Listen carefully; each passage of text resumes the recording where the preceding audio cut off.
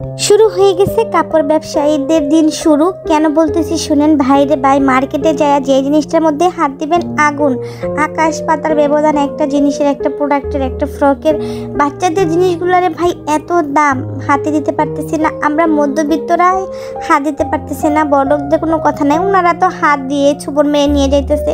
কিন্তু ভাই আমরা মধ্যবিত্তরাই হিমশিম খেয়ে যাচ্ছি বাচ্চাদের জন্য ড্রেস কিনতে, নিজেদের জন্য কিনতে। কিন্তু জানি না একদম নিম্নমানের যারা আছে তারা কি করবে। আপনি মার্কেটে ঢুকেন, দাম প্রচুর, ফুটপাতে ঢুকেন, প্রচুর দাম। কিন্তু আমাদের নজরদারি রাখা উচিত এই নর্মাল ড্রেসগুলো এত এত এত এত এত দাম কেন। আমাদের এই যে নর্মালগুলো ড্রেসগুলো দেখতেছেন, আলহামদুলিল্লাহ ড্রেসগুলো কটনের মধ্যে খুবই আরামদায়ক। আমি মাত্র 450 টাকা করে নিয়েছি। আমি অনেকগুলো কালারের একটা ড্রেসগুলো নিয়েছি, কারণ এগুলো পরতে গরমের মধ্যে অনেক আরাম লাগবে। এটা আমি কোনো পেজ থেকে বা কোনো কারোর কাছ থেকে নিইনি, এটা আমি নিজে, আমার একটা আন্টি আছে উনি নিয়ে আসে বাসায় বাসায় বিক্রি করে, ওনার কাছ থেকে নিয়েছি। আলহামদুলিল্লাহ ড্রেসগুলো অনেক ভালো। তবে হ্যাঁ, আমরা মার্কেটে যাই যারা এই আকাশ পাতাল ব্যবধানের দামে প্রতারিত হচ্ছি, তাদের কাছ থেকে তো অনেক ভালো। কি বলবো রে ভাই, মার্কেটে যাওয়া যাইতেছে না, এত এত এত দাম। মার্কেটে গেলে মনে হইতেছে আমরা মাথা ঘুরে পড়ে যাব, বা মার্কেটে মনে হয় আগুন লাগছে। এখন তো শুরু হয়ে গেছে কাপড় ব্যবসায়ীদের দিন, কারণ 10 দিন চলে গেছে যেটা হচ্ছে শসা লেবু ব্যবসায়ীদের ছিল। এখন তো কাপড় ব্যবসায়ীদের দিন শুরু হয়ে গেছে। আমি কয়েকটা ড্রেস নিছি, এগুলো বাসায় পরিধান করার জন্য। আপনি মার্কেটে যান, যেই গলিতেই ঢুকবেন, যেই দোকানেই ঢুকবেন, প্রত্যেকটা দোকানে মনে হয় 10 থেকে 15 জন করে লোককে আগে রেখে কে সময় দিবে। আমি মানে হিমশিম খেয়ে যাচ্ছিলাম মার্কেটে ঢুকে, পা রাখা যাচ্ছিল না। এই আমাদের মুসলমানের দুইটা ঈদ, একটা হচ্ছে রমজান ঈদ, একটা হচ্ছে কোরবানির ঈদ। আসলে আমরা ঈদ মানে হচ্ছে আমাদের খুশি আনন্দ, মানে রান্না বান্না এগুলোই। আসলে কেনাকাটা করার বিষয়টা হচ্ছে বাচ্চাদের জন্য কিনতেই হয়, মাস্ট বি, কারণ বছরে একটা ঈদ। বাচ্চাদের জন্য নতুন জামা কাপড় না দিলেই নয়, বাচ্চারা না হলে মনটা খারাপ করবে।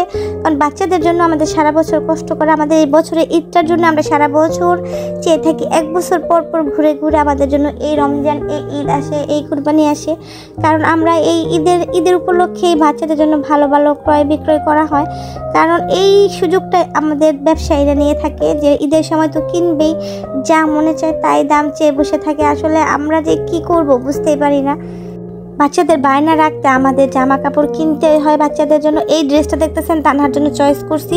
ড্রেসটার দাম শুনলে আপনি অজ্ঞান হয়ে যাবেন। আমি মানে অজ্ঞান হয়ে যাইতে দিয়েছিলাম। আর প্রত্যেকটা দোকানে দেখেন, শুধু জুতার দোকানে একদম ভিড় নাই, কারণ জুতা সবার লাস্টে কিনবে। প্রতিদিন এখন শুধু গজ কাপড়, ফ্রক, থ্রি পিস যা মন চায় তাই কিনতেছে, কারণ বানাইতে হবে। পুরো রমজানটা পড়ে রয়েছে বানানোর জন্য। কারণ ভাই টেলার দোকানে যাবেন, প্রচুর দাম, মজুরি নেয় প্রচুর। কিন্তু এই আন্টিটাকে দেখে আমার খুব ভালো লাগছে। আন্টি নিজে কর্ম করে খাচ্ছে, তবে ওদের কাছ থেকে কেনা উচিত। আমার খুব ভালো লাগছে।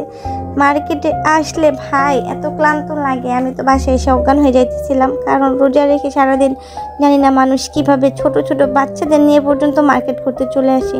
এই জিনিসগুলো দেখলে আমার খুবই খারাপ লাগে। কারণ এই ছোট ছোট বাচ্চাদের মার্কেটে নিয়ে আসলে যেমন কষ্ট, তেমন মানে কি বলবো। আমি এই দোকান থেকে, এই শোরুম থেকে, এটা একটা শোরুম, এই শোরুম থেকে আমি প্রায় সময় আমার ড্রেস ক্রয় করে থাকি। ওনাদের ড্রেসগুলো খুবই সুন্দর। তবে আমার একটা হোয়াইট ড্রেস পছন্দ হয়েছে, আমি বলে রাখছি ওনাকে আমার জন্য নিয়ে আসতে। তো আমার মাপে, আমি একটু স্বাস্থ্যবান ভালো, তো আমার মাপে ভালো ড্রেস পাওয়া যায় না। তবে আমি একটু চেষ্টা করি নিজে বানিয়ে ভালোভাবে পরিধান করার জন্য।